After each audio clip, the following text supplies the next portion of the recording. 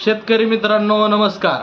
आज आपण उन्हाळी तीळ लागवडीचं नियोजन बघणार आहे. त्याच्यामध्ये तुम्ही तीळ पीक विविध प्रकारच्या जमिनीत येत असलं तरी सुपीक आणि उत्तम निचरा असलेल्या मध्यम ते भारी जमिनीत आपल्याला पिकाची त्या ठिकाणी वाढ चांगली होणार आहे. वाळू मिश्रित पोयट्याच्या जमिनीत पुरेसा ओलावा असल्यास पिकाची चांगली त्या ठिकाणी वाढ होते. जमिनीचा सामूळ जर बघितलं तर जवळपास 5.5 ते 8.5 इतका असला पाहिजे. तिळाची चांगली उगवण होण्यासाठी किमान 15°C आणि आपल्याला तापमान त्या ठिकाणी आवश्यक असतं. तसेच काही वाढीसाठी 25 ते 27°C तापमान आवश्यक आहे. तीळ पिकाच्या फूल आणि फळ धारणेसाठी 26 ते 32°C तापमान त्या ठिकाणी उत्तम मानलं जातं.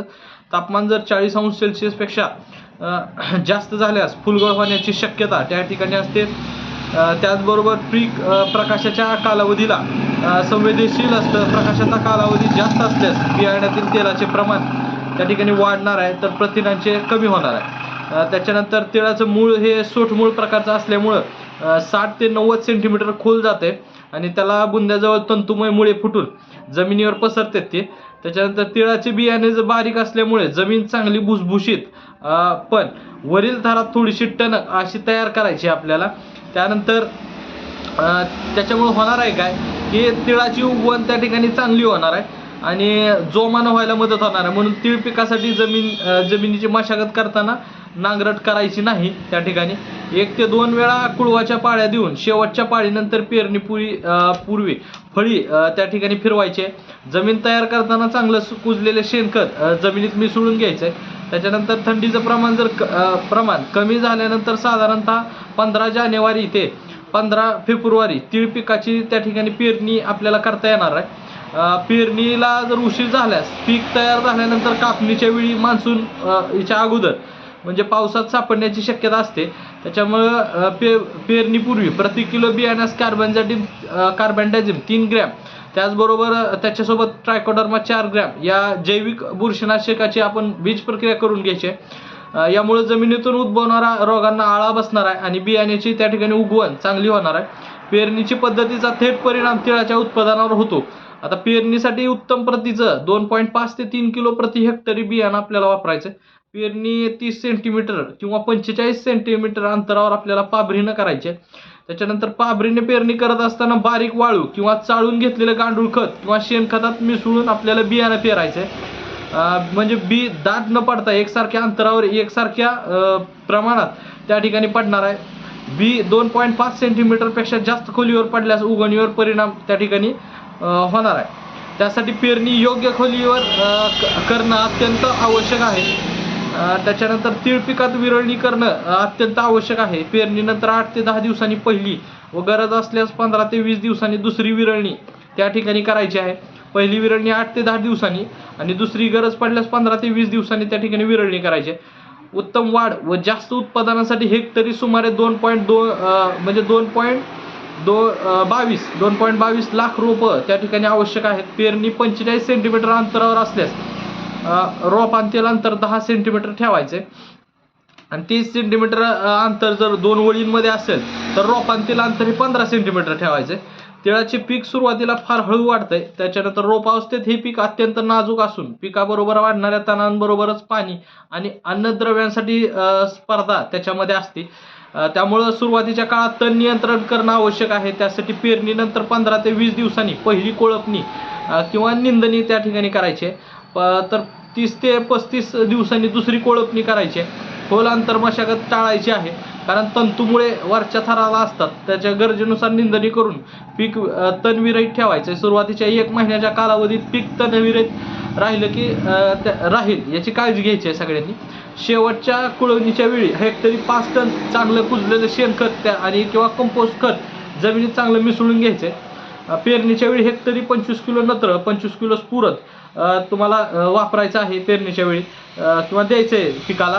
पेरणीनंतर 3 आठवड्यांनी नत्राचा हप्ता 25 किलो नत्र देऊन पाणी द्यायचं. जमिनीत सूक्ष्म अन्नद्रव्याची कमतरता असल्यास पेरणीच्या वेळी हेक्टरी 20 किलो गंधक किंवा झिंक सल्फेट त्या ठिकाणी तुम्ही पेरणीच्या वेळी वापरू शकता. अधिक उत्पादनासाठी पीक फलोऱ्यात किंवा बोंडे वाढीच्या अवस्थेत असताना युरिया 2% 20 ग्रॅम प्रति लिटर पाणी याप्रमाणे फवारणी करायची आहे.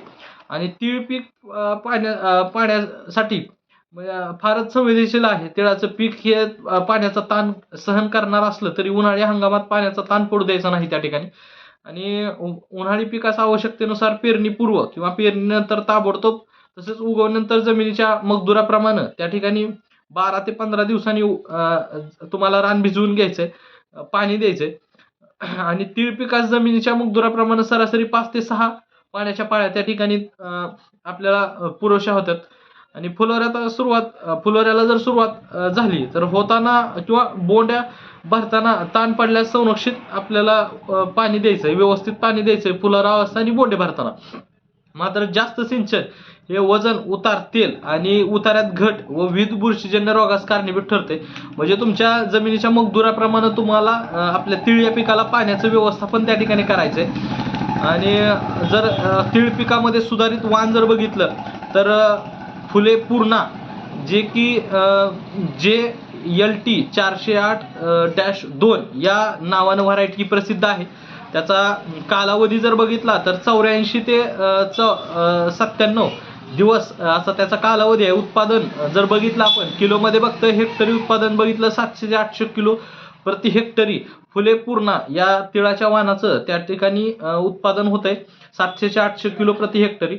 वैशिष्ट्य जर बघितलं तर ते पांढरे टपोरे दाणे असते, तेलाचे प्रमाण जास्त आहे, 49% त्याचं प्रमाण आहे. मूळ आणि खोड कुजव्या रोगास ते साधारणतः प्रतिकारक असं ते वाण आहे. उन्हाळी हंगामासाठी फुले पूर्णा JLT 408-2 हे वाण उन्हाळी हंगामासाठी याची शिफारस आहे.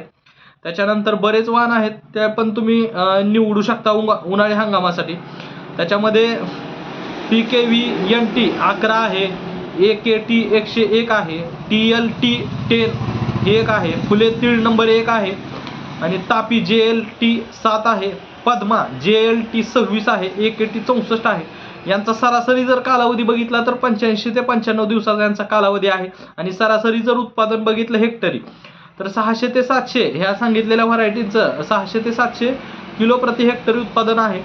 तर अशा पद्धतीनं जर तुम्हाला उन्हाळी तीळ लागवड करायची असेल तर हा व्हिडिओ संपूर्ण नीट व्यवस्थित पहा. आणि ह्याच्याबद्दल तुम्हाला काही शंका असल्यास तर आम्हाला कमेंट बॉक्समध्ये जरूर कळवा. तो तास मी तुमची रजा घेतो. धन्यवाद.